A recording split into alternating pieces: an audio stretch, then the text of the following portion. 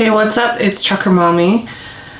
Welcome back for those of you returning, and if you're new here, welcome. Please hit that subscribe button, comment, share, and like this video, please. And so today my husband is home. He has a baby right now.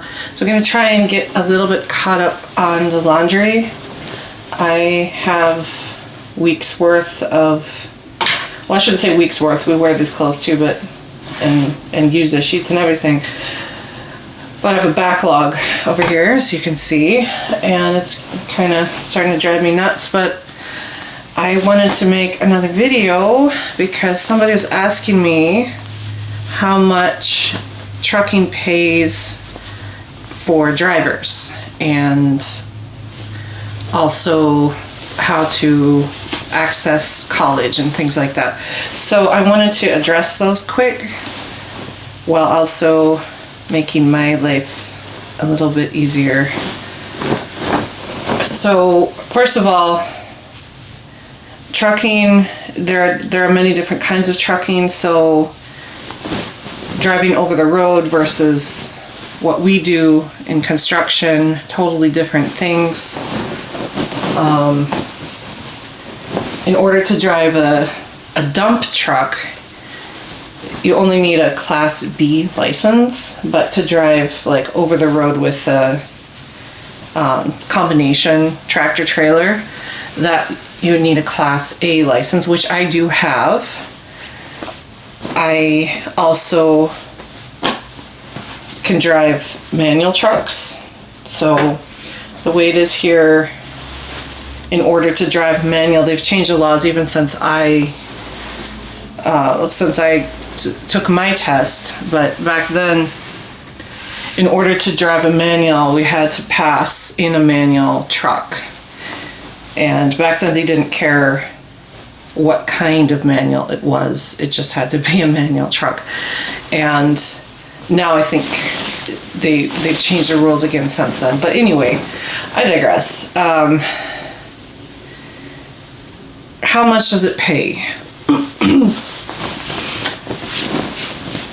When I was driving for a company, my base pay was $20 an hour, US dollars. So for every hour that I worked, I would be compensated $20. However, on top of that, some jobs that I worked were state jobs, and so state jobs are prevailing wage jobs. We have prevailing wages is like the minimum that somebody can be paid for doing these jobs, and that is much higher than 20. That's like close to 50. It was close to 50 when I was driving for a company, and I think maybe, I don't know, I think it varies, depending on the job. I think some are less than that, some are more than that. Overtime is more than that. That would be like time and a half or something. So it's like 60 some dollars or something. I don't know. But anyway, $20 base pay. So at a minimum, I would be paid $20. For the year, because it is a seasonal job, I think the first year I didn't start until July, and I was driving school bus, and that also pays about $20 an hour, I think. But again, it's also seasonal. Now we're off in the summer instead of the winter. So actually some people that I know drive school bus in the winter and dump truck in the summer, and it works out. Then they're employed year round. And I think I mentioned this in one of my past videos that I actually would sub sometimes when I was a driver for the dump truck. I would sub sometimes driving school bus, but I only did it like, I don't know, like 3 days or something. It wasn't a lot because they didn't always need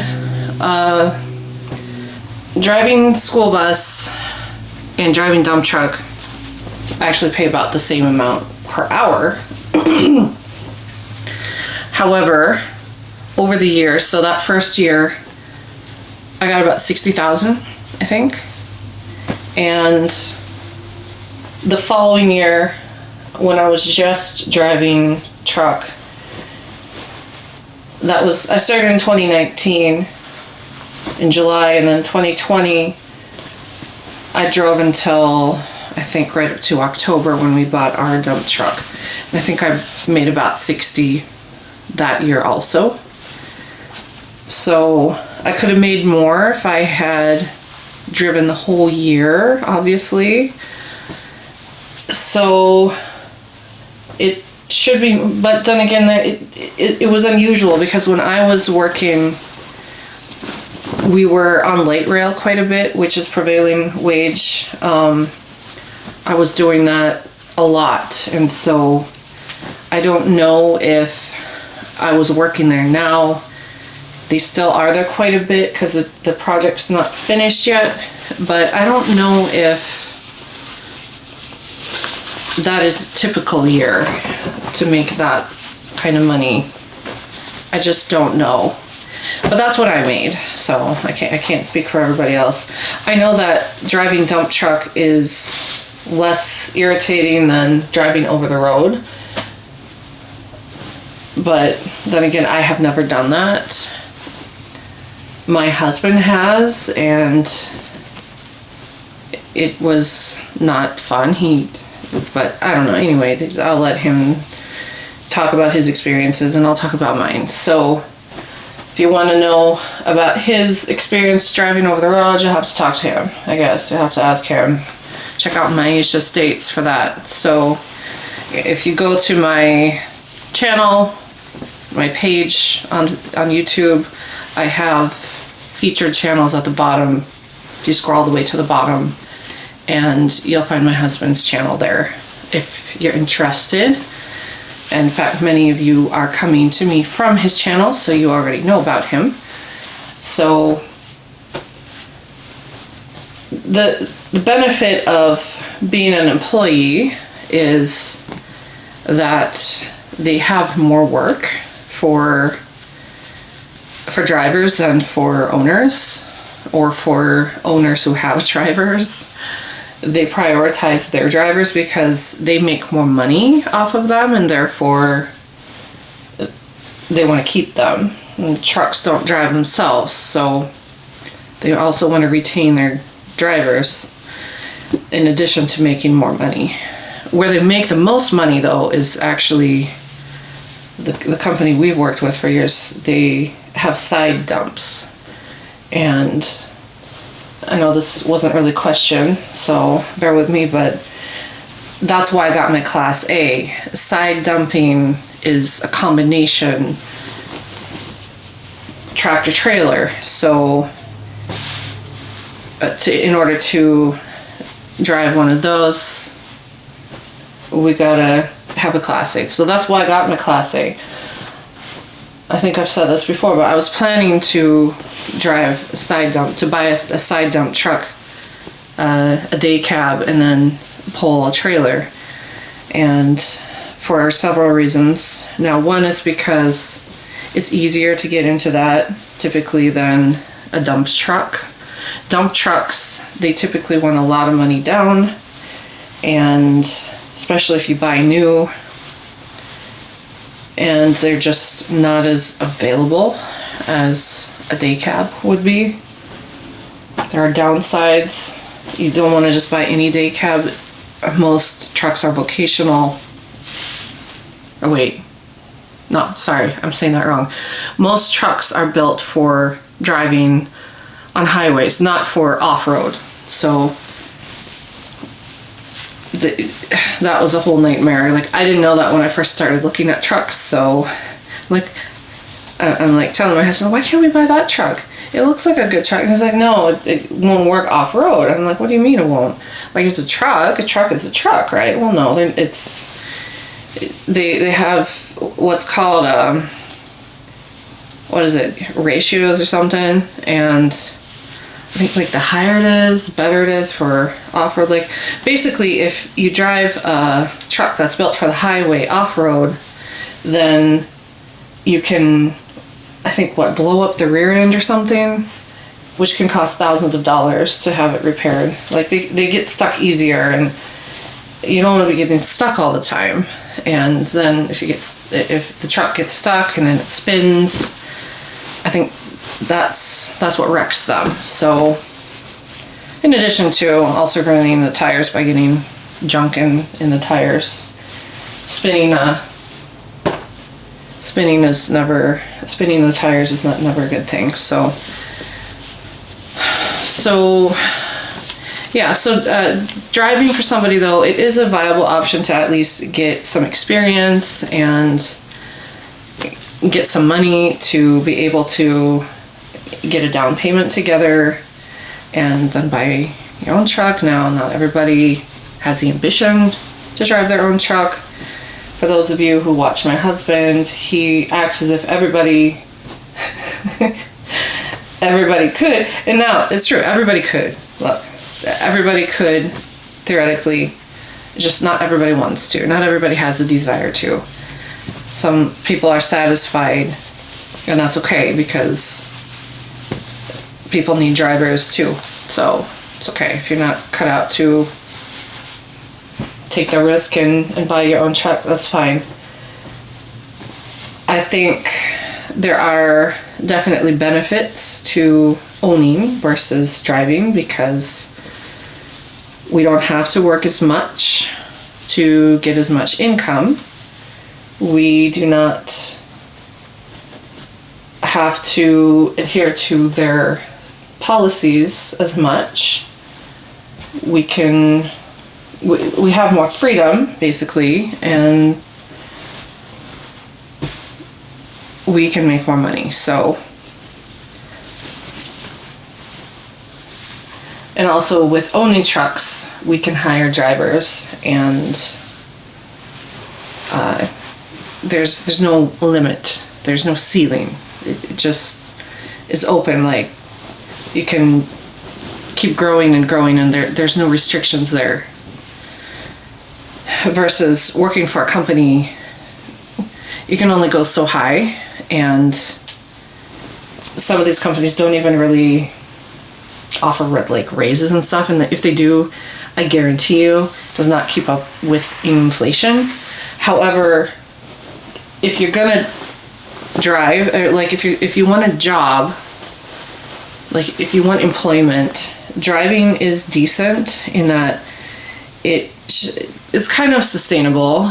Not long term. I don't think long term, but in the short term, if you have a family, that's a little bit more tough. But like, especially if you're single, it's adequate, pays your bills. I think when I first, let's see, when was that? When my oldest was still a baby, I kind of figured out that in order to have a sustainable income, a person would need to make, like, back then, this was almost a decade ago, a person would need to make, in our area, with our living expenses, just a single person with a one-bedroom apartment, about $35 an hour. And most places, like I said, the place I drove for, $20 an hour. So better than some, but still not ideal. Still not what I consider a long-term sustainable income. So I would encourage you to, if you're thinking about driving, get some experience, drive for someone, and then go and buy your own truck. That's your best bet. So now I will have to say, there are other places that might pay more if you drive for like an owner operator who also has trucks and needs, like, you know, like us, we have 2 trucks that we need drivers for, and then my husband has 1 truck for himself, so we pay more than $20 an hour. But typically you would need experience to work for these companies, and you wouldn't necessarily need for bigger companies, you wouldn't necessarily need experience. I didn't have experience when I started. The only thing I'd ever done was drive a school bus. I'd never driven a dump truck in my life. In fact, the first time I drove a dump truck, I was headed to work. So I was headed to the job site. Talk about a scary day for me. And not only that, I was the only, I think I was the only truck there. No, I don't know. I don't remember working with anybody else that day. I think I was the only truck there. Dang, man. It was crazy. I was so scared. Because here I am. I'm not used to driving in the city still. On a bus, on a school bus, because I wasn't a sub when I started. I had one route and one route only. And I had the same stops to make. The only time when my route would change slightly is pretty much if one of my, like I had one stop at the end. In the morning is the beginning, and I always had to make my morning stops, but at the end, sometimes I wouldn't have, I had a brother and sister that rode, they had their own stop, and sometimes they weren't with me, so I could skip that stop, but otherwise, I had the same route every day, and it's still the same route, it's just, you know, anyway, it was the same route, so very easy to drive when you're headed the same place every day. But a dump truck, I mean, I was in Minneapolis my first day on a street. I had a backup, and we were hauling rubble that day, hauling it to the city of Minneapolis. They had this place called, oh, what's it called? Shoot, I can't remember. It's right next to the sculpture garden. It's on the other side of the sculpture garden. I'm sorry, my brain's struggling right now. I can't remember. Maybe it'll come back later.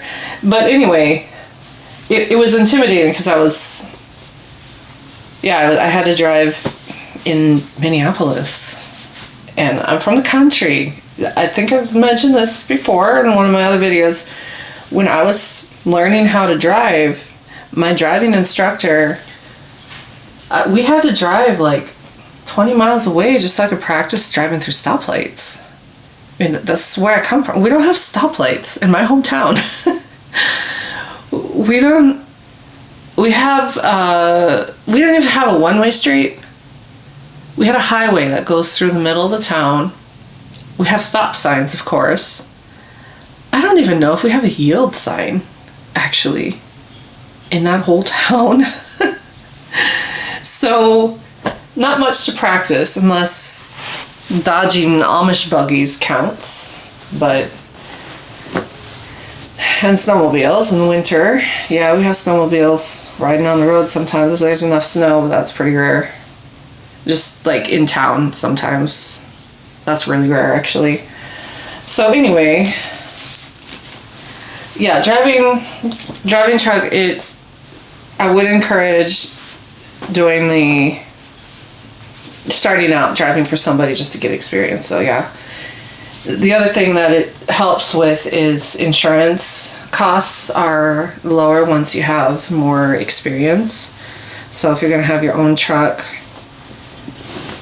then you'll pay less money for insurance if you have some experience behind you. So those are all factors to consider, but you don't necessarily have to do that. You don't have to drive for somebody before you get your own truck if you don't want to, but it's highly advised. So now going to school in the US, obviously I was born here, I'm a citizen. For me, this goes against every principle my husband teaches about, but I have student loans, and they are federal student loans. I don't take out private ones. There are places to do that, but I go through, what's it called? FAFSA or whatever, federal, I don't even know what that stands for. I'm not even gonna try. But through there, I get loans to go to school, and I'm still paying for them and will be paying for them for a very long time. They're all in my name. They're not They're not my husband's, they're mine. They are solely mine. And my mom never signed loans for me either. So there were times where when I was going to school and living on campus that sometimes I wouldn't have quite enough. So I'd have to go to the student financial office, and they actually found some scholarships for me that I qualified for so that I could stay. But there are scholarships available for some people, and some people actually have full ride scholarship to college. I was homeschooled, and so I didn't have some of the opportunities that some people might have to access scholarships. I had to pay for, well, I shouldn't say had to pay, I had to take out loans for pretty much everything. Now, when I was a high school student, though, I did take some college classes as what's called a post-secondary education enrollment option, or PSEO. And that one, it was, my college courses were fully covered through, I don't know how, but the post-secondary PSEO program covered my education, because in the US, kindergarten through 12th grade is free. Tuition is free. Books and supplies are not. But tuition is free in public schools. And this was a community technical college where I was going to. So it was a state school, actually. And I had to take exams to see if I, to see where my, if I needed to take some classes to get into the actual college courses.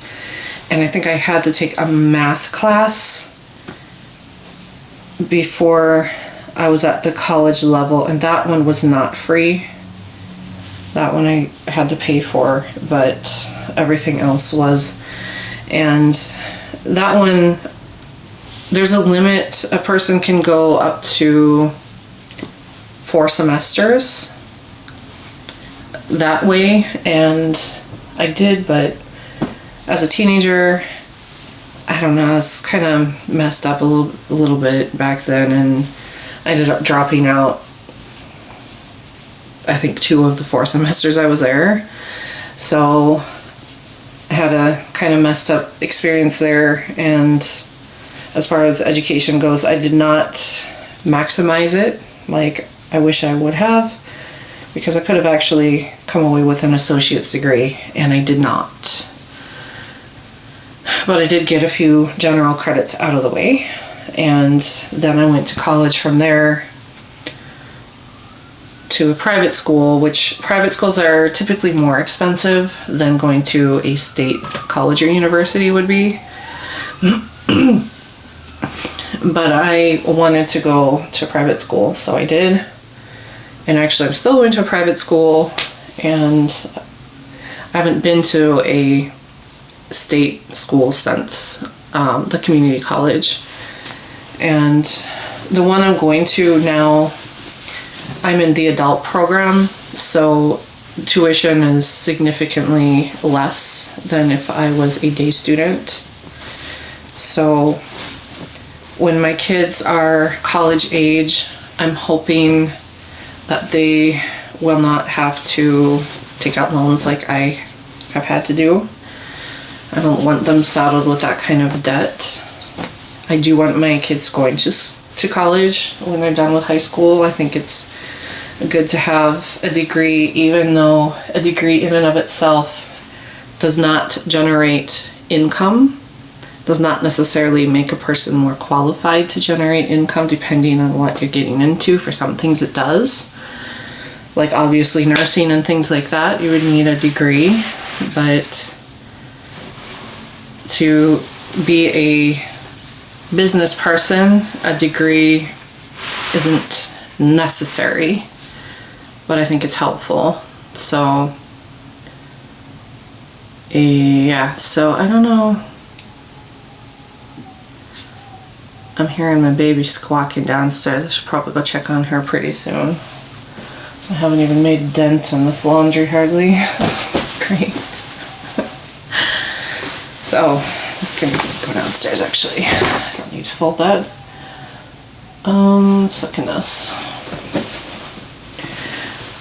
So yeah, my kids, I want them to value education.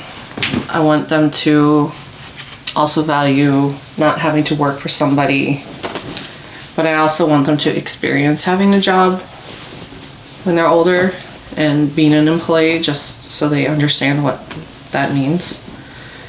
But we'll cross that bridge when they come to it. My oldest is still quite young, so he's not old enough to work for somebody yet. So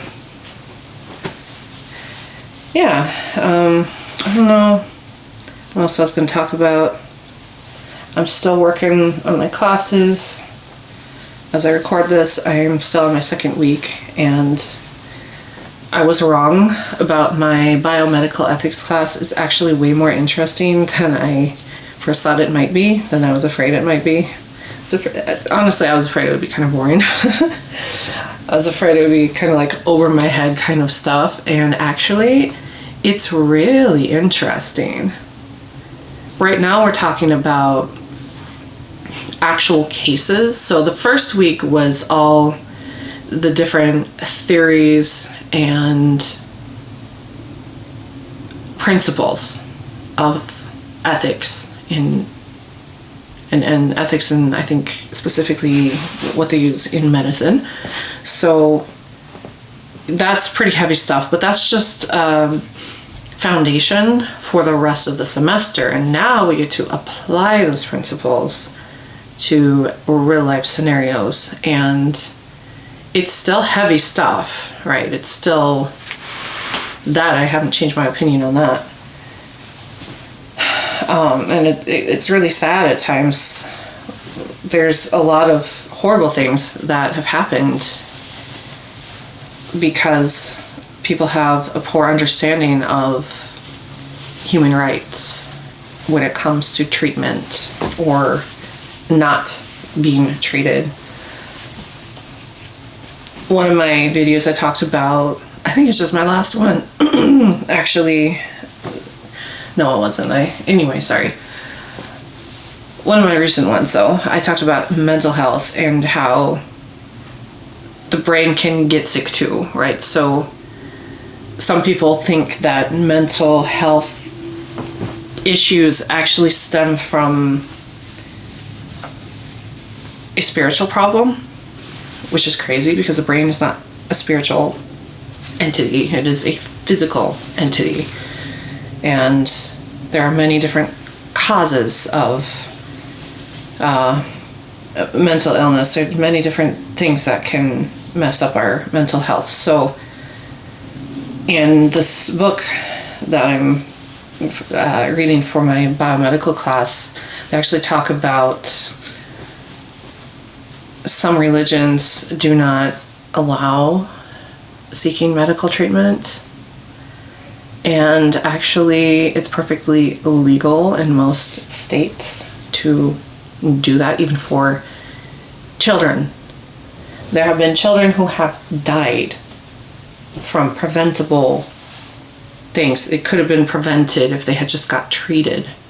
But because of religious reasons, like some people even believe that any kind of illness of the body is actually spiritual. It means like there's a distance between them and God, and they need to come together with God, and then God will heal them or whatever. And it's just crazy. It's crazy to me. Like, here we are in 2024, and there's still people who believe that physical illnesses like type 1 diabetes for children can be deadly when it's not treated, but it can be very, very treatable as long as it's caught early enough, which it doesn't even have to be that early to catch it, but like it's very treatable. And yet children, they die because their parents refuse to seek treatment for their ill children, and because it's a spiritual problem like faith healing and stuff. Now, I'm not gonna sit here and debate on like answered prayer and stuff like that. I understand that crazy things can happen, right? Things that we can't explain, but that's outside of the ordinary. The ordinary, we treat. And I'm trying to just like, if humans do not have the concept that physical illnesses like pneumonia and diabetes, we can treat that. Goodness sakes, what about things like depression and anxiety? Those are not caused from spiritual issues. It's not like you're demon possessed if you're depressed. Like that's not a thing, guys. That's not a thing. No, there's something wrong with your brain and you need to see a doctor who can treat you. It's not rocket science here. It's very simple. So yeah, the semester is going to be very interesting, and I'm really glad I'm taking this class, and I'm really looking forward to what I'm going to be learning about. And I want to keep coming back and sharing it because I want to remember. I want to document my learning journey this semester, and hopefully that other people can find it, I don't know, interesting, helpful, enlightening, something like that. But just remember to take care of yourself, take care of your friends, your family, check up on each other. If you're looking for a job, good luck, best wishes. If you are looking at going to school in the US, check out the FAFSA website. They have applications there, and they'll say whether you qualify or not for these loans and grants too. There's grants pay for everything. You don't have to pay them back. Loans you have to pay back eventually. So I hope you found this content helpful, useful, maybe entertaining. If you did, please let me know. If you want to hear more things from me, just comment, and I do read every single comment from you guys, and I respond to every single comment that I see. So please comment. Those are like the best thing. That makes my day when I hear from you guys. So see you next time, and yeah, take care. Bye.